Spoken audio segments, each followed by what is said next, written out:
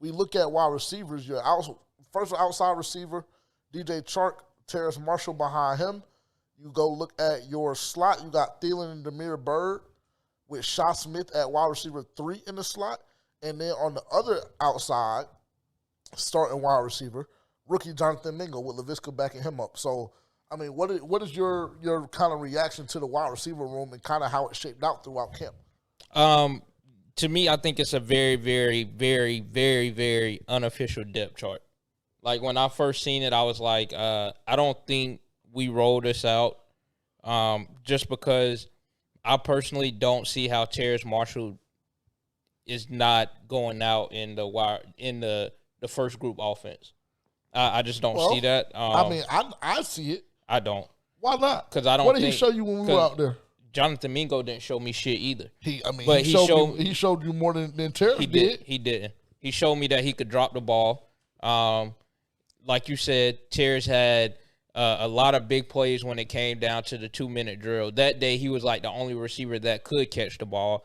I seen Jonathan Mingo drop a lot of easy passes, one in the back of the end zone specifically, that me and Tavian probably could have both reached over the fence and caught. So I didn't really see anything that was like, oh, put him in the starting role. I would just rather have Terrace Marshall there. He's more experienced, more seasoned, even though he didn't really get a lot of looks and stuff when Matt Rule was there. I just think at this point in their careers, well, honestly, disregard how long they've been in the league, I just think Terrace Marshall is a better receiver than Jonathan Mingo. At this point, not saying that Jonathan Mingo can't surpass Terrace Marshall in that, but that's just the way I feel. And so that's why I think that this is really, really unofficial. And just going back to the return situation, we seen it was a lot more Shaw Smith returning the ball than Raheem Blackshear. Both of them were back there, but Shaw just got a lot more reps, which led me to believe that he would be the returner. And so that's why let me see here.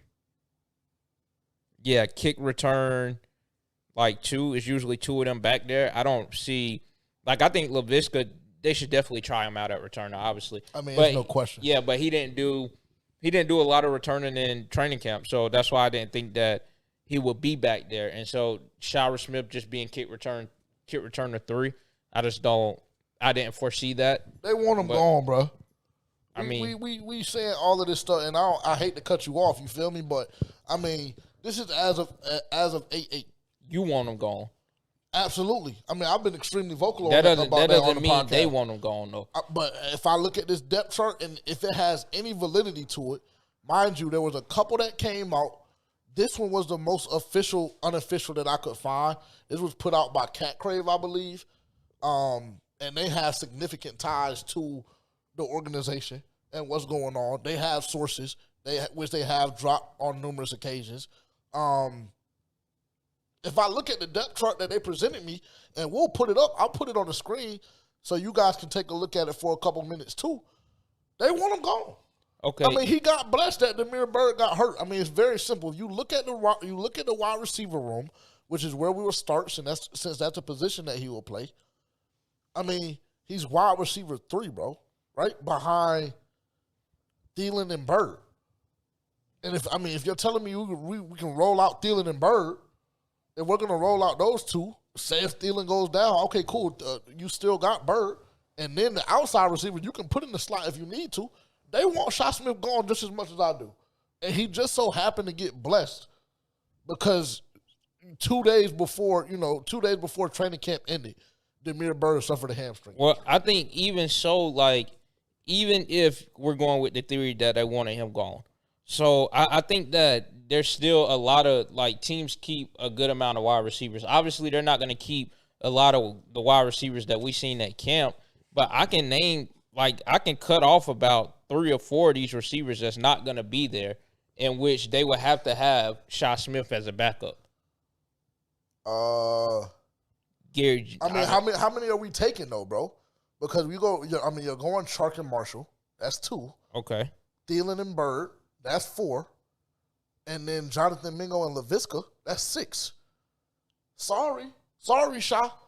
That doesn't mean odd man out. Yeah, that doesn't mean he's gonna get cut though. You're gonna have more than that on the team. Yeah, on practice squad. So Okay. cool. We're gonna cut you, and then you're gonna get picked up by somebody else. Because I mean, as much as we talk junk about Shy Smith or whatever may have you, I do believe that he can play on this level. Yeah. I just feel like his development has taken a little bit longer than we would have liked, and up until this point, he has nothing to contribute to this organization, in my opinion. So I mean, we can agree to disagree, just because I kind of want to get through it. But at the same time, I feel like Shy Smith was on the chopping block. Now, the way, the practice that we had yesterday against the New York Jets, as you guys know, we recorded the day before. We launched at 9 a.m. every Friday out of season. During the off season, we launched at 9 a.m. every Friday. Damn, I don't even remember where I was going. What was I just saying? You said they had him on the chopping block, but you said something about the joint practice. So yeah, exactly. Thank you. Yeah. So I mean, depending on what he would have done in training camp against the Jets, day one, maybe he could have got saved. But this is as of 8/8, and today is what, the 10th. So this is from 2 days ago. I mean, I don't know how much you can do in one practice that moves you above Damiere Byrd on the depth chart, or moves you above Raheem Blackshear as a returner. Matter of fact, moves you above 3 different people as a returner, because kick returner 2 is Laviska and punt returner 2 is Damiere. So I don't know how much you can do in the span of one practice to save your NFL career, but he was gone, bro. He was gone. And we saw it at camp. He made, one catch? Two catches in 3 days? And I seen Damiere Byrd make 1 catch in like 3 days. You saw Damiere Byrd make more than 1 catch. No, I didn't, bro. Because you saw him catch. You saw him catch for a fact over the middle. You saw him make 2 or 3 of those catches, and then you saw him back shoulder in the end zone. Yeah, I've seen shots. The opposite power line. Am I tripping? I've seen Shy Smith make the same amount of catches as Damiere Byrd. Damiere Byrd didn't do anything in camp that separated him from Shy Smith, especially when the fucking 54-year-old coach put him on his fucking back. So, nigga, don't hit me with that Damiere Byrd separated himself from Shy Smith in camp, because that's just simply not true. Well, that's just not true at all. Those are coming from the 3 days that we went. You seem like you want to say something. If you were the Carolina Panthers GM right now, and you're only judging based off the 3 days that we went, take that. You can't take that out. Take that drill You can't out. take that out. All I was gonna say is, I saw Damiere Byrd get put on his ass. So. Yeah, but I mean that was like you know what I'm saying. But that's by a what 54-year-old man. Yeah, that's what tweaked y'all the most. But I mean, like realistically, like what are we talking about? Like let's honestly, let's have an honest conversation. That is an honest conversation. Can you play receiver or not? I mean, we're not expecting our receiver to really do. I don't even know what that drill was representing. We're talking about a run block. Don't let the Still fucking okay, don't let a cool. DB blow you the fuck up. All right, perfect. Well, don't put him on the field then. Are you gonna put Shy Smith on the field to run block? No, but Cool. So what are we talking about? Because he got put on his ass by a 54-year-old. It's not even just like him run blocking. It's just a DB in general. I don't want my receivers out there getting bitched by a DB. Like, seal off your fucking block and give your running back enough time to run around the edge and up the sideline. That's any receiver. I know. Okay, cool. It's not going to be a set where you roll out 0 receivers unless it's just like a fucking goal line, or just like we just lining up 2-3 tight end set where you know we're going to run it down your fucking throat. How often does the Carolina Panthers do that? All I know is I put no stock at all in that drill. But to be fair, though, in the 3 days that we witnessed, they about had the same level of production. Exactly. Neither of them Okay, flashed. cool. I mean, you could really cut both and not lose no sleep over any of it. I agree. So those were the 3 days that we were there alone. Mind you, we went to day 7, 8, 9, or 6, 7, 8. Either way, they had been practicing 5, 6 practices before we got there, and they both went through OTAs together. So obviously, at some point in that process, Damiere Byrd elevated and distanced himself from Shy Smith. Well, that's cool. Those wasn't the days that I seen. So I'm just letting you know that based off what I seen, and if that is true that he somehow separated himself from Shy Smith during the days we wasn't there, I didn't fucking see it when I got there. That's all I'm saying. So, fair. I mean. That's fair. Well, like I said, I mean, this conversation is almost held in vain. Yeah. Because he got blessed and Shy Smith got injured. Or Damiere Byrd got injured. Or excuse me, yeah, Damiere Byrd got injured.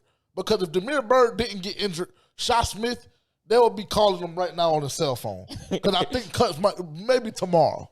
Yeah, I mean, when y'all hear this though today, the nigga might be getting the phone call as soon as y'all click play on this episode. He would be getting the phone call. And he would be just like Jamal Adams outside the facility, wondering why his key ain't working no more, because they just came back from Spartanburg and he want to check back into the damn locker room. That's what would be the case. And that's what deserves to be the case. That's deserving to me. Yeah. We don't got time for it, bro.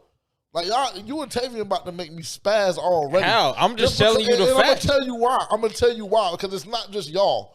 Because it's a lot of Panthers content creators out here, too, that's been doing, you know what I'm saying, doing a lot for Shy Smith.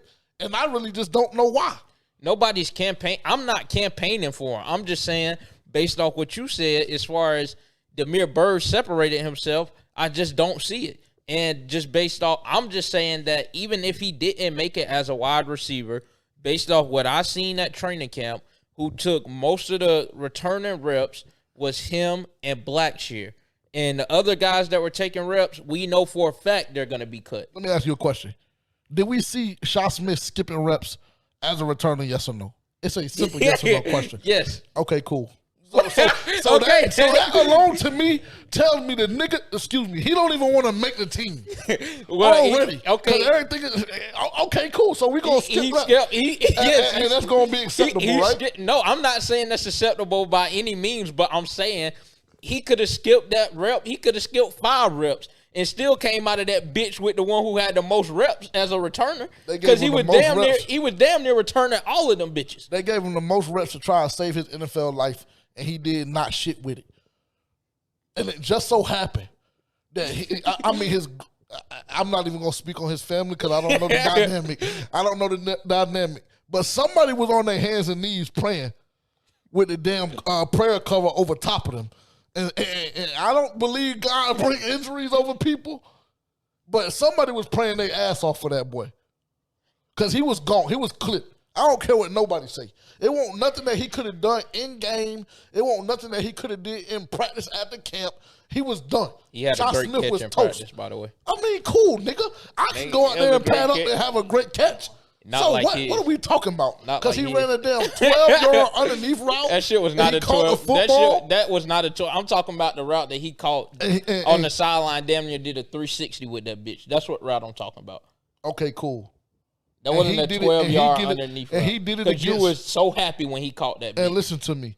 He did that against some people that's not going to be employed by the Carolina Panthers come August 12th, 13th, 14th. Whenever they make, matter of fact, a little bit later, when they make their cuts, they won't be employed by the Carolina Panthers no more. 37. Yeah, I mean, he should be cut. And we had a whole look, he had it different because the camera's on you. Down. I didn't see how you going to act. Get down, boy. Boom, down. Off the couch. See, that's how, hey, y'all don't report my boy Terrence, but he don't be hitting the dog like that. The way he jumped right there. But let's move on, bro, because we done spent too much time on this bum dude, bro.